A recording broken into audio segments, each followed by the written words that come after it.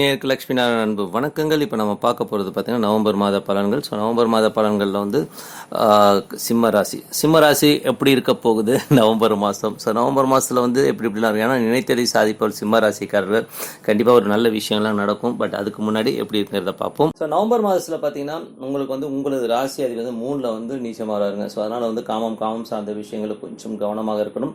மற்றபடி வந்து பார்த்திங்கன்னா கொஞ்சம் வந்து 15ஆம் தேதி வரை 15ஆம் தேதிக்கு மேலே எல்லாமே சிறப்பான பலன்கள், நல்ல விஷயங்களை எதிர்பார்க்கலாம். கவர்மெண்ட் சம்பந்தமான விஷயங்கள், டாக்குமெண்ட், அக்ரிமெண்ட், இந்த மாதிரி விஷயங்களும் கொஞ்சம் கவனமாக இருக்குங்க. குடும்பம் சார்ந்த விஷயங்கள் 2ஆம் அதிபதி 3ல் இருக்கனால வந்து கலகங்கள் ஏற்படுவதற்கான வாய்ப்புகள் இருக்குது. உங்களுக்கு தெரியாமல் வந்து மற்றவங்க வந்து உங்கள் ஃபோனை ரெக்கார்ட் பண்ணுறது, உங்களுக்கு தெரியாமல் கேமரா வைக்கிறது, இந்த மாதிரி விஷயங்கள்லாம் ஏற்படுவதற்கான வாய்ப்பு இருக்குன்னா கொஞ்சம் கவனமாக இருக்கணுங்க. மற்றபடி வந்து பார்த்திங்கன்னா தாயார், ஸோ 4ல் உள்ள கேது வந்து பார்த்திங்கன்னா தாயார், நிலம், வீடு சம்மந்தமான விஷயங்கள் வந்து ரொம்ப கவனமாக இருக்கணும். ஏன்னா வந்து கேதுங்கிறது வந்து உங்களுக்கு படிப்பினை சொல்லிக் கொடுக்கும். நீங்கள் வந்து எதில் கேர்லெஸ்ஸாக இருக்கீங்க, இதில் வந்து கேர்லெஸ்ஸாக இருக்கப்பா தம்பி பார்த்துக்க அப்படிங்கிற லெவலில் வந்து உங்களுக்கு இருக்கும். அது மட்டும் இல்லாமல் 2-11 அதிபதியுடைய சாரத்தில் வரணும்னா அந்த சொத்துக்கள் சார்ந்த விஷயங்களை பிடித்த லாபங்கள் இருக்கும். கோர்ட் கேஸில் இருக்கிறது கூட வந்து கொஞ்சம் ப்ளஸ் அமையதுக்கான வாய்ப்புகள்லாம் இருக்குது. ஸோ கொஞ்சம் உட்காந்து பேசுங்க. ஸோ அதனால் இடர்பாடுகள்லாம் கொஞ்சம் நீங்கிடும். அதுவும் பெரிய லாபத்தை வந்து கொஞ்சம் ஸ்லோ டவுன் பண்ணணும். பட் இருந்தாலும் உட்காந்து பேசிங்கன்னா ரொம்ப சிறப்பான 8 மாதம் கூட எல்லாமே முடிச்சிருங்க. ஸோ நல்ல விஷயங்கள், நல்ல மாற்றங்கள் இருக்குது. மற்றபடி வந்து பார்த்திங்கன்னா தாயார், ஸோ தாயாருடைய உடல்நலம் சார்ந்த விஷயங்கள், ட்ரீட்மெண்ட் ஏதாச்சும் எடுக்காமல் இருக்கணும், சர்ஜரி பண்ணணும். இப்போ போய் பாருங்கள், அப்போ போய் பார்த்து கொஞ்சம் கிளியர் பண்ணிக்கிறது ரொம்ப ரொம்ப நல்லதுங்க. மற்றபடி வந்து பார்த்திங்கன்னா உங்களுக்கு 5ஆம் இடத்துல வந்து குரு இருக்காங்க. ஸோ 5ல் இருந்த குரு வந்து சிறப்பான பல நல்ல விஷயங்கள்லாம் நடந்து இப்போ 6க்கு போகிறார். ஸோ 6க்கு போனால் என்னங்க ஐயோயோ அப்படின்னு நீங்கள் பயப்படலாம்.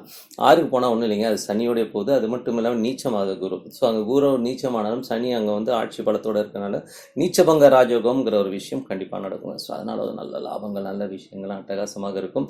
தொழில் ரீதியான விஷயங்கள், ஒரு இடத்துல வேலை பார்க்குறீங்க அப்படின்னா உங்களுக்கு வந்து வேலையில் நல்ல முன்னேற்றங்கள், நீங்கள் நினைச்சதோட நல்ல போஸ்டிங் கிடைச்சி பெரிய லெவலுக்கு போகிறதுக்கான வாய்ப்பெல்லாம் இருக்குது. ஸோ அது மட்டும் இல்லாமல் ரொம்ப கமாண்டிங்காக இருக்கும்.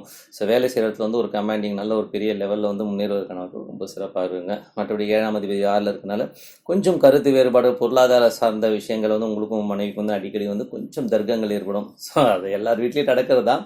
பட் இருந்தாலும் கொஞ்சம் அதை அட்ஜஸ்ட் பண்ணி போகணும், அவ்வளோதான், வேறு ஒன்றும் கிடையாதுங்க. ஸோ கொஞ்சம் அட்ஜஸ்ட் பண்ணி போனீங்கன்னா எல்லாமே சிறப்பாக இருக்கும். பார்ட்னர்ஷிப் சம்மந்தமான விஷயங்கள் வந்து ஒரு சில விஷயங்கள் வந்து விட்டு கொடுத்து போனீங்கனாலே போதும், அதெல்லாமே ரொம்ப சிறப்பாக இருக்குது. மற்றபடி உங்களுக்கு வந்து 9, ஸோ 9ஆம் அதிபதி வந்து பார்த்திங்கன்னா உங்களுக்கு வந்து செவ்வாய் வந்து உங்களுக்கு வந்து 8ல் வந்து வக்கரமாகிறார். ஸோ 8ல் வக்கரமாகும்போது பார்த்திங்கன்னா கொஞ்சம் அந்த என்ன சொல்கிறது, கொஞ்சம் வந்து 9ஆம் அதிபதி 8ல் இருக்கும்போது உங்களுக்கு நிறைய விஷயங்கள், அதாவது தந்தைக்கு உங்களுக்கு வந்து நிறைய கருத்து வேறுபாடுகள் ஏற்படும்.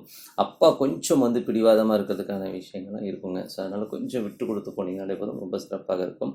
10, ஸோ 10ல் ராகுன்றது வந்து சினிமா மற்றும் எக்ஸ்போர்ட் சம்மந்தமான விஷயங்கள், வெளிநாடு தொடர்பில் இருக்கவங்களுக்குலாம் ரொம்ப சிறப்பாக இருக்குங்க. அது மட்டும் இல்லாமல் செவ்வாயோட சாரத்தில் இருக்குது, அது பாதகாதிபதி சாரத்தில் போகிறனால இன்னும் ஒரு 3 மாதங்கள் கொஞ்சம் கவனமாக இருங்க. ஸோ 3 மாதம் வரை வந்து கொஞ்சம் கவனமாக இருந்தீங்கன்னா போதும், அற்புதமான விஷயங்கள் இருக்கும்.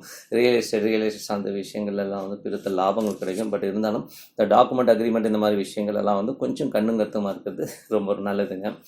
ஏன்னா வந்து நல்ல பணம் வரும். ஸோ பணத்துக்கு வந்து இந்த குறைச்சலும் இருக்காது. நல்ல முயற்சிகள் எடுங்க, நல்ல விஷயங்கள் கிடைக்கும். அது மட்டும் இல்லாமல் 11, ஸோ 11ஆம் அதிபதியான புதனுடைய சாரத்தில் கேது போகுது. அதனால் வந்து லிட்டிகேஷன்ஸ், ப்ராப்பர்ட்டியில் லிட்டிகேஷன் இருக்குது, கேஸ் இருக்கவங்களாம் வந்து மதியம் பேசுங்க, அவுட் ஆஃப் கோர்ட்டில் முடிக்கலாமா, இல்லை டேரெக்டாக போய் பார்த்து கூட எதாவது பேசி முடித்து எல்லாமே வந்து நன்மையாக முடிவதற்கான வாய்ப்புகளும் நிறைய இருக்குங்க. ஸோ இந்த மாதம் வந்து ரொம்ப சிறப்பான விஷயங்கள் தான். அது மட்டும் இல்லாமல் உங்களுக்கு 3ல் வந்து சுக்கிரன் வந்து அங்கே போகிறாங்க. ஸோ அதுவும் ரொம்ப சிறப்பான விஷயங்கள் நடக்கும்.